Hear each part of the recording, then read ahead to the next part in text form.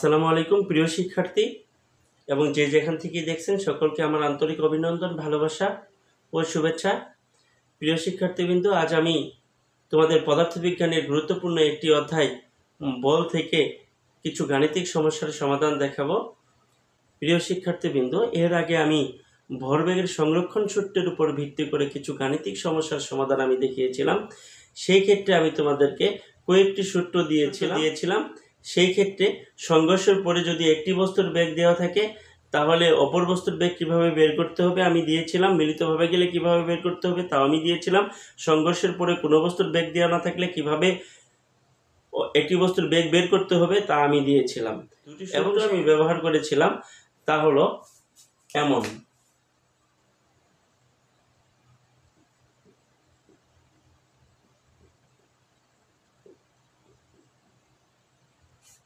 অর্থাৎ এটাও ভরবেগের সংরক্ষণ সূত্রের একটি সংক্ষিপ্ত রূপ। যখন আদি ভরবেগ শূন্য থাকে, শুধুমাত্র শেষ ভরবেগটি ব্যবহৃত হয়, সেই ক্ষেত্রে এই সূত্রটি ব্যবহার করলে অঙ্কটি আমার সহজে হয়ে যাবে। এই সূত্রটি ব্যবহার করা হয় শুধুমাত্র বন্দুকের পশ্চাৎবেগ নির্ণয়ের সময়, অথবা নৌকা থেকে কোনো আরোহী যখন লাফ দেয় নৌকা পিছনের দিকে চলে যায়, ওই ক্ষেত্রে নৌকার বেগ নির্ণয়ের ক্ষেত্রে এই সূত্রটি ব্যবহার করতে হয়। প্রিয় শিক্ষার্থীবৃন্দ, খেয়াল করো, যদি প্রশ্নটি এমন থাকে বন্দুকের পশ্চাৎবেগ নির্ণয়ের ক্ষেত্রে, আমি একটি প্রশ্নের সমাধান তোমাদেরকে দেখাবো এখন। তোমরা লক্ষ্য করো প্রশ্নটির ক্ষেত্রে। যদি প্রশ্নটি এমন থাকে যে 5 কেজি ভরের একটি বন্দুক থেকে 10 গ্রাম ভরের একটি গুলি 300 মিটার পাওয়ার সেকেন্ড বেগে বেরিয়ে গেল, বন্দুকের পশ্চাৎবেগ নির্ণয় করো। বন্দুকের পশ্চাৎবেগ নির্ণয় করো, আমি তোমাদেরকে বলেছিলাম যে শুধুমাত্র পশ্চাৎবেগ নির্ণয়ের ক্ষেত্রে এই সূত্রটি ব্যবহৃত হবে, mv প্লাস mv সমান 0। কারণ এটি হলো যখন বন্দুক দ্বারা গুলি করার আগ মুহূর্তে গুলির ভরবেগ এবং বন্দুকের ভরবেগ সব শূন্য থাকে। এখন খেয়াল করো, তাহলে আমরা জানি এই ক্ষেত্রে যখন আমি অঙ্কটি বন্দুকের পশ্চাৎবেগ নির্ণয় করব, এই ক্ষেত্রে বন্দুকের ভর দেওয়া আছে। দেখো, m সমান হলে এই ক্যাপিটাল এমটা এটা হলো বন্দুকের ভর, এই v হলো বন্দুকের পশ্চাৎবেগ, এই m হলো এই স্মল এমটা যেটা আছে এটা হলো গুলির ভর, ছোট যে বস্তুটা থাকবে তার ভর। আর এই বেগ ছোট করে বোঝানো হয়েছে, এর অর্থ হলো গুলির বেগকে বোঝানো হয়েছে। এই যে ক্যাপিটাল এম দেওয়া হয়েছে এর অর্থ হলো বন্দুক গুলির চেয়ে বড়, তাই এই ভরকে ক্যাপিটাল ধরা হয়েছে, এটা বন্দুকের ভর হিসেবে বিবেচিত হবে। এই বেগটা বন্দুকের বেগ হিসেবে বিবেচিত হবে, তাই এটা ভিটাকে একটু বড় করে দেখানো হয়েছে। এই ক্ষেত্রে খেয়াল করো, তাহলে m সমান হলো 5 কেজি, এটা বন্দুকের ভর। আর ভি সমান বের করতে হবে পশ্চাৎবেগ, বন্দুকের বেগ বের করতে হবে। স্মল ভি হলো গুলির ভর, গুলির বেগ কত দেওয়া আছে 300 মিটার পাওয়ার সেকেন্ড।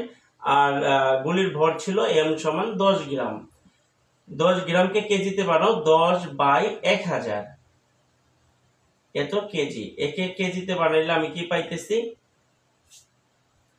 0.01 কেজি। আচ্ছা, এখন খেয়াল করো, তাহলে আমি পশ্চাৎবেগ নির্ণয়ের ক্ষেত্রে সূত্রটি যদি আমি ব্যবহার করি, আমরা জানি mv প্লাস mv সমান 0। এই ক্ষেত্রে m এর মান কত 5 কেজি, v বের করতে হবে, প্লাস স্মল m কত আছে 0.01 গুণন v, এই v বেগ গুলির বেগ কত দেওয়া আছে 300 সমান 0। এখন তুমি হিসাব করো, 5v প্লাস 0.01 দ্বারা 300 গুণ করলে আমি কত পাবো 3 সমান 0। তাহলে 5v প্লাস 3 এই পাশে আসলে হবে -3, বা v সমান -3/5। এখন তুমি হিসাব করো, 3 কে 5 দ্বারা ভাগ করো, আমরা কত পাইতেছি 3 কে 5 দ্বারা ভাগ করলে 0.6, -0.6 মিটার পাওয়ার সেকেন্ড। এটা হবে বন্দুকের পশ্চাৎবেগ। লিখবো তখন লিখবে এভাবে যে বন্দুকের পশ্চাৎবেগ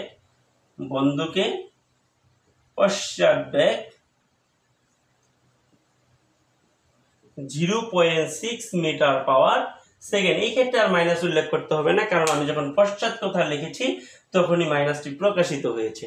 তাহলে এইভাবে আমরা কোনো বন্দুকে গুলি করার পর যে পশ্চাৎবেগ থাকে পশ্চাৎবেগটা বের করতে পারি এই সূত্র দ্বারা। ঠিক অনুরূপভাবে নৌকার ক্ষেত্রে কোনো আরোহী যদি নৌকা থেকে লাফ দিয়ে একই সূত্র ব্যবহার করে আমরা নৌকার বেগ বের করতে পারি। যদি প্রশ্নটি এমন হয়, দেখো যদি প্রশ্নটি এমন হয় যে 500 কেজি ভরের একটি নৌকা থেকে 40 কেজি ভরের একটি বালক 30 মিটার পার সেকেন্ড বেগে পাড়ে লাফ দিল, নৌকা থেকে পাড়ে লাফ দিল, নৌকার পশ্চাৎ বেগ নির্ণয় করো। এখানে নৌকার ভর হবে m সমান কত 500 কেজি, 500 কেজি, আর বালকের ভর হলো কত 40 কেজি, তাহলে স্মল m 40 কেজি। বালক কত বেগে লাফ দিয়েছে? বালক v সমান 30 মিটার পার সেকেন্ড বেগে বালক লাফ দিয়েছে। এখন নৌকাটির পশ্চাৎ বেগ কত? v সমান হোয়াট? তাহলে আমরা এই সূত্র ব্যবহার করতে পারি। পশ্চাৎ বেগ নির্ণয়ের সূত্র একটি, আমরা জানি mv প্লাস mv সমান 0। তাহলে আমি লিখব আমরা জানি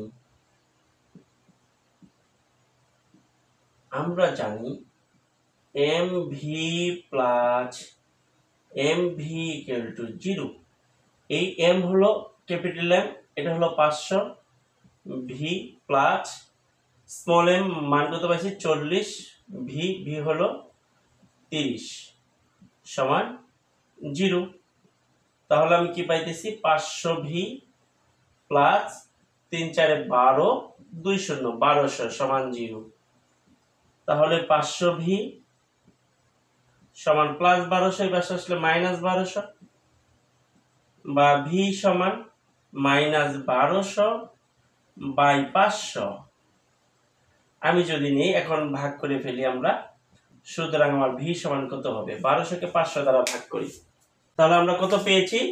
মাইনাস 2.4 এত মিটার পাওয়ার সেকেন্ড।